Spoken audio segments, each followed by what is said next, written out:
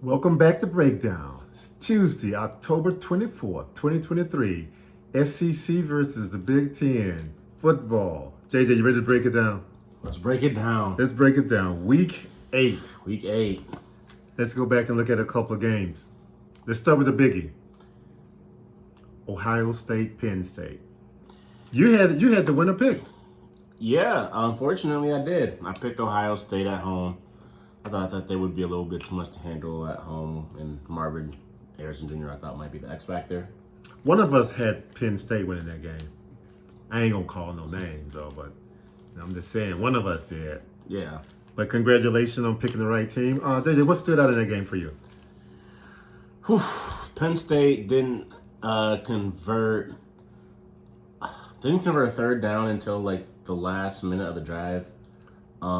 They just couldn't do anything at all on offense. Drew Aller looked pretty bad after the in the post game interview. He said, I suck. And Interesting comment to make from a starting quarterback. yeah, I mean what James Franklin said after the game was true. It looked like a couple of championship level defenses, and that was absolutely true. Did anything surprise you? No, I mean, I guess, Penn State really, I mean, it was a very competitive game. Yes, it was. But, at the end, it really didn't surprise me. One team had Marvin Harrison Jr., the other team didn't. Okay. And So that was a different maker. yeah, Drew Aller's a very young quarterback, and Kyle McCord isn't young. Like, he's older than J.J. McCarthy, but he has, less game action. Than Drew Eller, I think. I think, he played quite a bit, in relief for Sean Clifford last year. So, Well, I was slightly surprised. And what surprised me is that Ohio State put up the number of points that they put up against Penn State's defense. I didn't think Ohio State would do that, even though Penn State had not been tested in any super strict competition. Their defense still was very, very good. And Ohio State put up 20 points. yeah. I didn't think they would do that many points. I thought it was going to be a defensive struggle. I thought Penn State offense was better than what it was. But that's why they play the game. That's why they play the game. That's about all I got on that game. You got anything else? No, I don't have much more to add except for James Franklin has lost his last 7, or I think now is it 8 games in a row to Ohio State. Wow. I don't know, what does that say? Does that say something about like Penn State as a program, James Franklin as a coach? Are they just like maybe a step below Michigan and Ohio State? I think they're a step below, personally. A full step or half a step? Half a step, but a full step against Ohio State. Okay. And one day they will break that, but until they do, I'm on the road with Ohio State in the future until Penn State prove me wrong. Yeah, I mean they recruit really well. I mean James Franklin has proven himself to be a really good coach. A program maintainer, a program builder. At Vanderbilt, he's a really, really good coach, and Penn State really couldn't do a lot better than him. But I think he's in a situation that Jim Harbaugh found himself in, a couple of years ago, where like I don't think that he's on the hot seat because Penn State fans really they know that they can't really replace him with anyone better. Yeah. But they're not happy with the status quo either. Okay. Well said. I agree with you. Okay. Let's go to another game. Okay. Minnesota was at Iowa. Iowa had just taken control of the West. Yeah, they control their own destiny. And then Minnesota comes in, and what happened?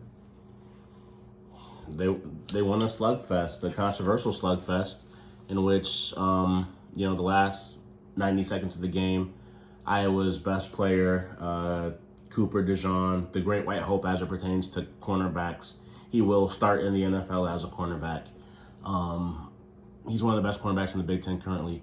But, he had an electrifying punt return, which is he's known for a touchdown. But on replay, this is something that they awarded on the field as a touchdown. But on replay, they overturned it and said that he gave fair cut Fair signal. catch, yeah. Wow.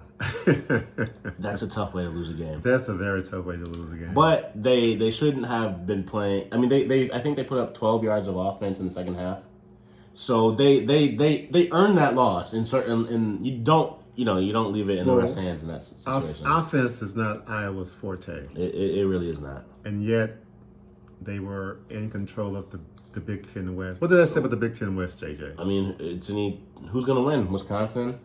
I mean, Iowa could still Iowa win it. still has a good shot at winning it. Northwestern? I mean, I wouldn't go that far. yeah. They're not out of it, though. I mean, I think Purdue's pretty out of it, but... Northwestern only one Big Ten win. Yeah, but I think that their was Minnesota. schedule, yeah. Yeah, I don't know. It's back to being a toss-up to me with Iowa, Minnesota. Yeah, Wisconsin. Yeah, I think it says that, the Big Ten really needs an infusion of talent in the Big Ten West, and they're getting that with USC, Washington, Oregon. Are there going to be divisions next year? I don't know if there's going to be divisions. I don't either. I don't think there will be. I don't think there will be. I think it's going to be This more is the pride, last year of the Texas West. things. The West will go down as never, ever, ever, ever winning that Big Ten championship. Well, they're still this year. Okay. You never know. And I repeat myself. The Big Ten West will go down as never, ever, ever winning the Big Ten championship. Okay, JJ, let's go to the SEC for a quick Okay, minute. let's move over to SEC. Last week, Tennessee was at Alabama. Yeah. Alabama walked away with a 14-point win. Tennessee was dogging them at halftime, Yeah, they were. They're up 13 points. 20-7 Yeah. at halftime. What happened? The offense just stalled. They stopped being able to throw the ball downfield, which, clogged up the run game, and they got blown out in the second half. What was the final score? They didn't 30, score 34 to 20. to 20, yeah. They didn't score a 34 to point. 20. Yeah, got shut out in the second half. Yeah. 14-point win. So, is Alabama back? That was supposed to have been a tough game for them. I mean, Alabama's back to being a competitor in the Big Ten or the SEC West, but they're not back to the standard that Nick Saban set when they were at their peak. They're not striking fear in everyone the way that they used to. I mean, I think they're quite substantially a degree, a notch below Georgia. Okay. Would you say that? I would say they're below them. I'm not going to say substantially because Okay. I don't have a lot of faith in Georgia. I know Georgia's personnel is supposed to be way better, but their personnel didn't show up against South Carolina. It didn't show up against Auburn. I mean, they won those games, but they struggled in those games. Yeah, but they won them. That's true. That's true. I mean, what's the last team to beat Georgia? I don't know, but it's been a while ago. I don't know either. That's my point. It's been a while ago. Alabama got a bye, and then they got LSU, and then their schedule is pretty much easy after that, in my mind. Yeah. So I think LSU is the one that is the game that decides it all. I think so too. Yeah. I think so too. I mean, they both have an out-of-conference loss. Alabama lost to Texas. They almost lost to South Florida, but they pulled that one out. And LSU lost to FSU, but they both control their own destiny in the SEC West. Well, JJ, let's talk about games this week, and I agree with you. They control their destiny in the West. Let's talk about games this coming Saturday. Okay. The cocktail party Jacksonville. in Jacksonville, Georgia versus Florida. 7-0 Georgia, 5-2 Florida. Who's going to win? I'm going to go with the team that did not lose to Kentucky this year. Well, Georgia didn't lose to anyone this year. Yeah. Yet. Yeah. And the team that didn't get blown out Okay. by Kentucky this year. Okay. Well, is that an interesting game? Will it be close? No, Won't be close. it will not be close. I tend to agree with you, really. Florida has lost to Utah and Kentucky. Both those are road games lost those losses, JJ. Yeah, those are road games, and Jacksonville's a neutral site. Exactly. I can't remember. It's Is in the it? state of Florida. It is in the state of Florida. Is it closer to Florida's campus? I think it is slightly closer to Florida's campus than Georgia's. I think it's immaterial, the difference between the Yeah, two campuses. I think there's going to be a lot more Georgia fans there because I think they know what I know, and that's that Florida's going to experience a lot of pain, Okay. a lot of pain, and Billy Napier is going to give a whole lot of points to Kirby Smart, because Kirby Smart's going to do his fan base proud, Okay. and he knows how important this game is to them. Okay. And when we mentioned last week about Georgia being without Brock Bauer. Yeah, I mean, they Okay. do have 3 or 4 other guys that I will True, expect to play in the NFL at the tight end position. So, Okay, JJ, another game this week in the SEC. Mississippi State and Auburn. yeah. Neither team is that great. Neither So why are we even talking about these teams? Neither team is that great, and neither team is expected to be great. But I think we're talking about them because we have a 4-3 Mississippi State against a 3-4 Auburn, and both are in first year coaching situations. Mississippi State's head coach is a head coach for the first time in his career, and it's under a very bad Right, the loss of a situation. head coach Loss of passing Mike away. Leach. Yeah. But he inherited Mississippi State. He has them at 4-3, and it would be very big for this fan base and for his career personally if he could get them bowl eligible. So that's a Okay. couple more wins. I mean, if he beat Auburn, that's just one win away. JJ, but before we change topics, let's talk about one other game this week Okay. in the Big Ten. Ohio State, Wisconsin. Yeah. It's at Ohio Wisconsin. State, yes, Ohio State is going into Wisconsin. It'll be in Madison. Wisconsin desperately need a win to continue their hopes of winning the West. Yeah. Ohio State, are they primed for a letdown after a big win against Penn State? Not against Wisconsin, unfortunately, no. You're more confident than I am. Yeah, Wisconsin is not the Wisconsin of old.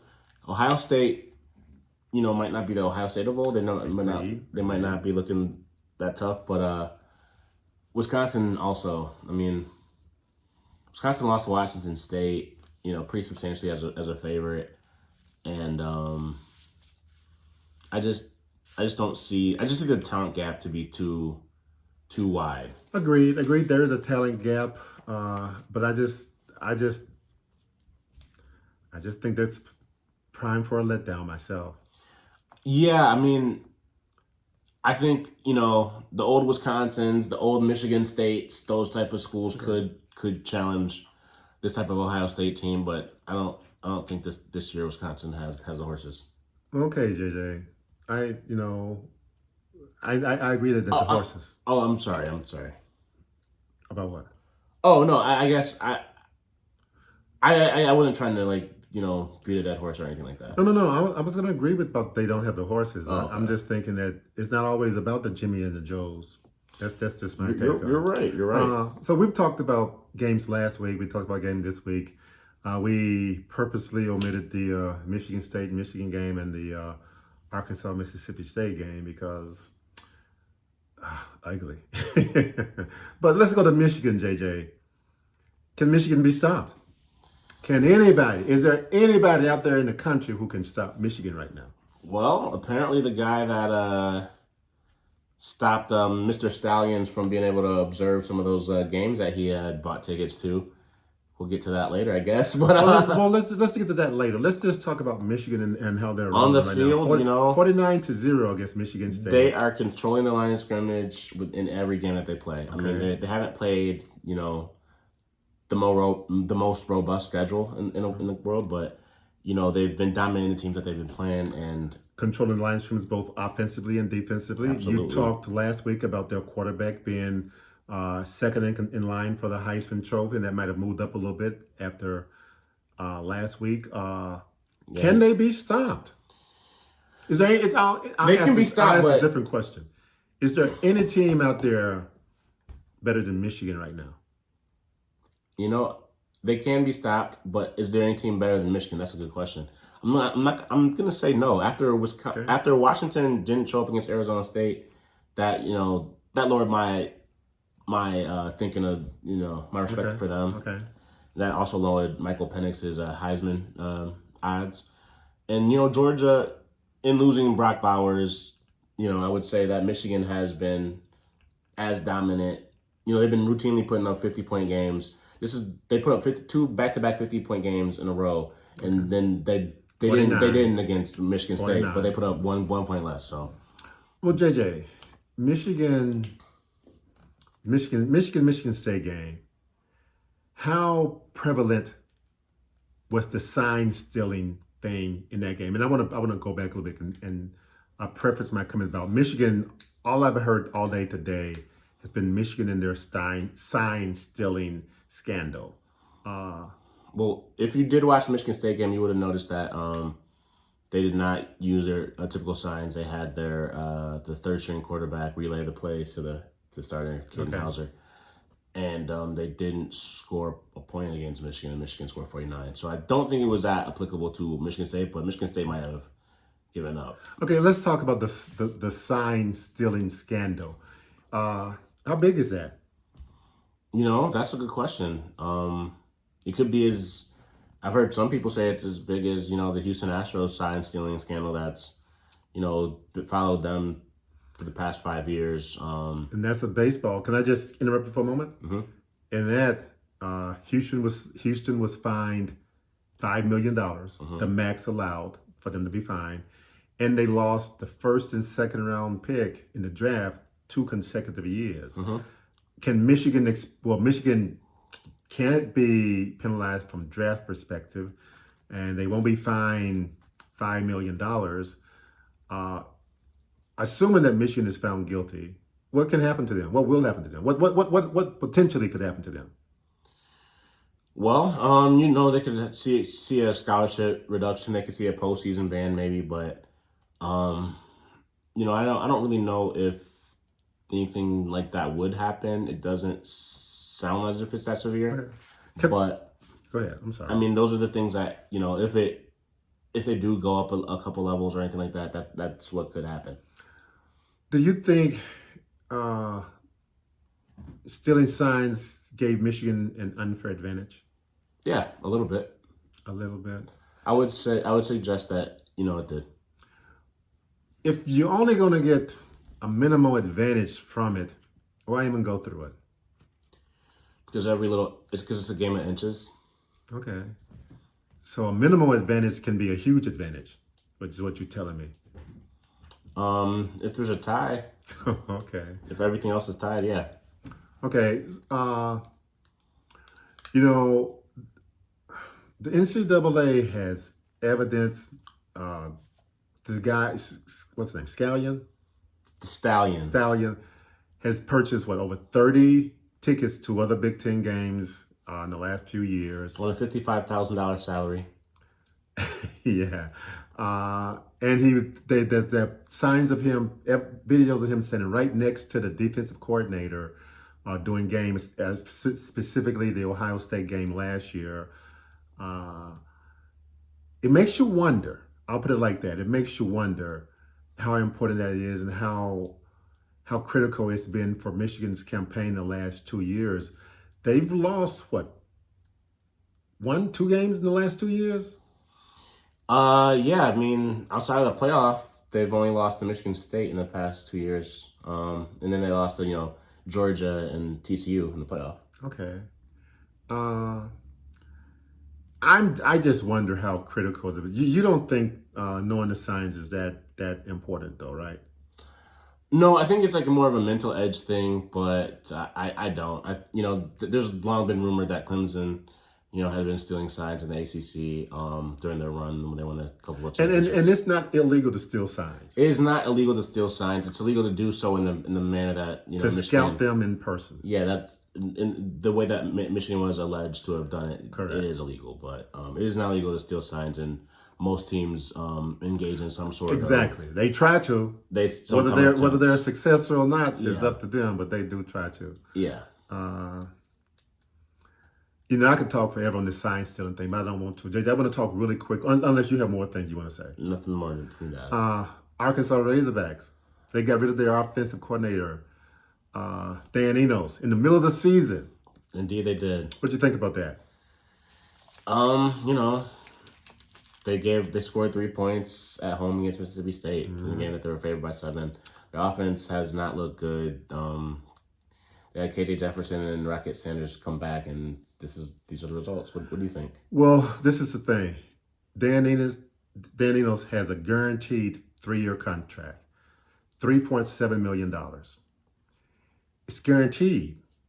In the past, coordinators have not been given guaranteed contracts, but that the trend recently have been to give them guaranteed contracts. He came to Arkansas from Maryland with a guaranteed $3.7 million. So he's going to get that paid over 3 years in monthly installments. And JJ, Yeah. Eno's been there for 8 games, 2 wins. $3.7 million for 2 wins. Sounds very Chad. And one of those wins was against FCS school. Chad Morris, what you gonna say? It sounds very Chad Morris-esque. Yeah, that's it. But JJ, I could talk forever on a lot of these things, but I know we got to get out of here because we get kind of over schedule. But how you feeling as we walk out the door? Not great about, Razorbacks who have lost too many games. How you feeling about Michigan State and U of M and Ohio State? I think it'll be interesting to watch Michigan and Ohio State for the rest of the year. Okay, it's time for us to get out of here. You know what? I don't think I'm going to say those 3 letters. I'm just going to say, come back next week, people. Let's get out of here, JJ. Who that? Let's get out of here.